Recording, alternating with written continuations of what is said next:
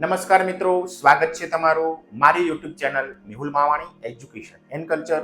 મિત્રો, ફરી પાછા ઉપસ્થિત છીએ એક નવા જ્ઞાન સાથે, એક નવા વિષય સાથે. મિત્રો, આજનો વિષય છે આપણો ખૂબ મજેદાર. તમને તે જાણવાનો અને માણવાનો બંને મજા આવશે.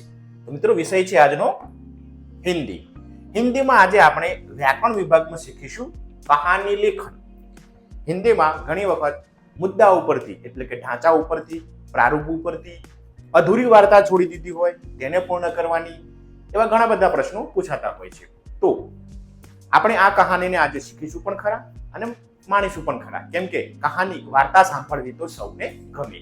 તો મિત્રો, આજે આપણે વાર્તા સાંભળવાની છે તે છે કછુઆ ઓર હંસ, કાચબા અને હંસો.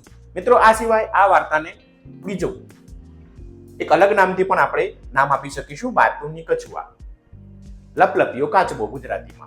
તો આ બંને વાર્તાને આપણે કેવી રીતના લખવી તે સમજીએ.